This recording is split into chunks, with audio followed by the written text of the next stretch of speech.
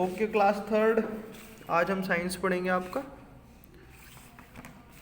Chapter number 11, आपका chapter number 11 का नाम है बर्ड। बर्ड का मतलब होता है पक्षी। We see different kinds of bird around us. Sparrow, crows, pigeon and parrots are some common birds we see flying around us. Birds have wings, feathers, feet, a beak and a tail। अब हम सब ने भैया आसपास अपने पक्षी देखे हैं, है ना। आप सभी भी देखते हो, कभी कबूतर, चिड़िया, है ना, घर की छत पे आ जाती है, कमरे के जो विंडो होती है विंडो पे आके बैठ जाती है, और ये ऐसी चीज़ें जो हम डेली ही देखते हैं। लेकिन आज हम इसके ही बारे में थोड़ा पढ़ेंगे। अगर आप इस फिगर को थोड़ा जूम इन करके देखो, आप यहाँ देखोगे कि ये बर्ड की आईज है, ठीक है। यहाँ पे ये जो इसकी डॉट सी दिख रही है, ये इसकी नोस्ट्रिल्स हैं, जैसे हमारी नाक के छेद होते हैं ना। अब हमारी नाक के छेद देखो और इसकी नाक, तो बॉडी में बनावट देखो। ये इसका माथा है, देखो हमारा इसका फोरहेड कहाँ पर है, ठीक है। ये इसका गला है, थ्रोट। ये इसके पंजे हैं यहाँ पे, क्लोज।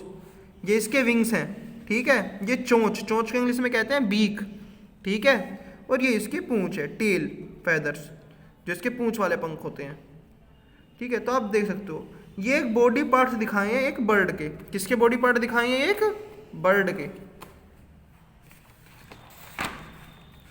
यहाँ पे अभी हमें फैक्ट मिलता है। आप बच्चों को पता है कि जो दुनिया की सबसे बड़ी बर्ड है उसका क्या नाम है? दुनिया की सबसे बड़ी बर्ड है ऑस्ट्रिच।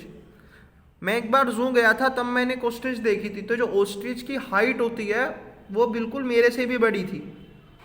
तो वो काफ़ी बड़ी बर्ड होती है। वो उसकी हाइट जो होती है लंबी होती है, तो काफ़ी होती है। दिखने में तो खैर बहुत गंदी लगती है, सुंदर तो नहीं लगती, मुझे तो नहीं लगी, लेकिन वो बहुत बड़ी बर्ड होती है। उस बर्ड का अंडा भी इतना बड़ा होता है कि जितनी बड़ी फुटबॉल जैसा अंडा होता है उसका, जैसे छोटी सी बॉल होती है ना फुटबॉल, इतना बड़ा अंडा होता है उस बर्ड का, तो काफ़ी बड़ा होता है। अब हम पढ़ेंगे कैरेक्टरिस्टिक्स ऑफ बर्ड, ठीक है। Bird have wings and feather that help them to fly. जो बर्ड्स होती हैं उनके क्या होते हैं? फेदर्स होते हैं और विंग्स होते हैं। अब विंग्स और फेदर में फ़र्क क्या होता है, ठीक है। एक जो हो गया, एक उसको तो बोलेंगे फेदर, ठीक है। लेकिन जब ये बहुत सारे फेदर मिलकर के जो पंख बनाते हैं वो उन्हें कहते हैं विंग्स। समझ गए आपको फेदर्स और विंग में फ़र्क क्या होता है? जो एक पंख हो गया, जैसे इस फिगर में एक है ना, ये तो हो गया इसका फेदर। और ये जो इतने सारे फेदर से मिलके इसका ये जो हाथ सा बनाते हैं जिसकी मदद से उड़ेगी, जिसकी वजह से ऐसे ऐसे फड़फड़ाएगी ये, है ना, वो होता है आपका विंग। यहाँ पे भी इनकी they have streamlined body that help them to cut through air. इनकी कैसी बॉडी होती है जिससे हवा में उड़ पाते हैं। अगर आप अपने हाथ को ऐसे चलाओगे, ऐसे ऐसे ऐसे खोल के, है ना, और बहुत तेज तेज घुमाओगे, तो आप देखोगे कि आपके हाथ में हवा लगेगी, है ना, और आपको ऐसा लगेगा जैसे हवा आपके हाथ को रोक रही है। लेकिन अगर अपना हाथ हवा में ऐसे ऐसे करोगे तो आपके हाथ को बिल्कुल भी हवा महसूस नहीं होगी, आप कितनी भी तेज कर लो। तो उनकी जो बॉडी होती है, जैसे एरोप्लेन होता है, एरोप्लेन कभी भी ऐसे, एरोप्लेन भी ऐसे उड़ता है ना, नुकीला सा होता है, जब आप देखो उसकी चोंच होती है, क्यों? ताकि हवा उसे रोक ना पाए। अब पैराशूट होता है, पैराशूट कैसा होता है? ऐसा बिल्कुल फैला हुआ। इसलिए जब कोई पैराशूट लगा के जमीन पे गिरता है तो वो गिरता नहीं है, पैराशूट उसकी स्पीड को कम कर देता है, क्योंकि जो पैराशूट का होता है उसके नीचे से हवा ट्रैप हो जाती है। इसलिए इनकी बॉडी एक स्ट्रीमलाइन बॉडी होती है। उनकी जो बोन्स होती हैं, जैसे हमारी हड्डी कैसी एकदम ठोस, लेकिन अगर आप पक्षी की हड्डी देखोगे तो उसकी हड्डी अंदर से खाली होती है, खोखली होती है। क्यों? ताकि उनकी बॉडी हल्की रहे। और क्योंकि देखो अगर कोई भारी आदमी होगा वो तो उड़ नहीं पाएगा, उड़ने के लिए आपको अपना वजन कम करना पड़ेगा, ठीक है, वरना तो जमीन में धंसोगे जितने भारी हो गए आप, है ना।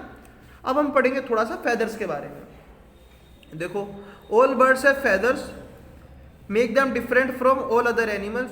Bird have two types of feather.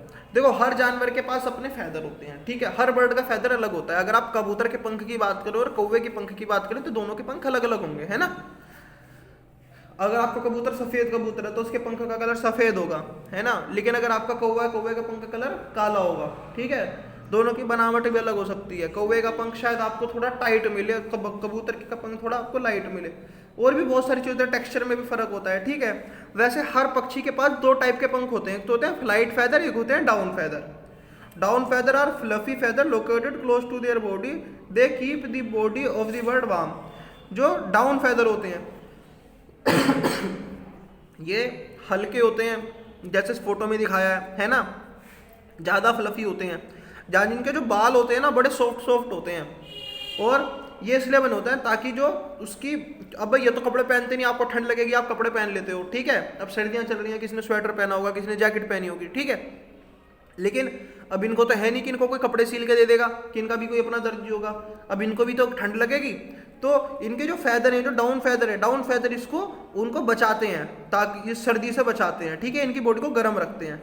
और जो फ्लाइट फैदर्स होते हैं, ठीक है, ये लंबे होते हैं, ताकतवर होते हैं, ठीक है, और ये इतनी आसानी से टूटते भी नहीं है, ठीक है, इनकी ही मदद से ये उड़ पाते हैं। जो इनकी टेल होती है ना, टेल पे और यहाँ पे सारे में यही फ्लाइट फैदर होते हैं, इनकी ही मदद से ये उड़ते हैं, ठीक है, ये उड़ने में बहुत हेल्प करते हैं। अब पढ़ेंगे बीक के बारे में। बीक होती है चोंच। अब आप देखो कि ये कबूतर, कि ये पैरट है ना, इसकी चोंच कैसी है, ये नॉर्मल कबूतर है जिसको हम पीजन कहते हैं, इसकी चोंच कैसी है, ठीक है, ये वल्चर है, वल्चर की चोंच कैसी है ना, ये वल्चर दिख रहा है आपको,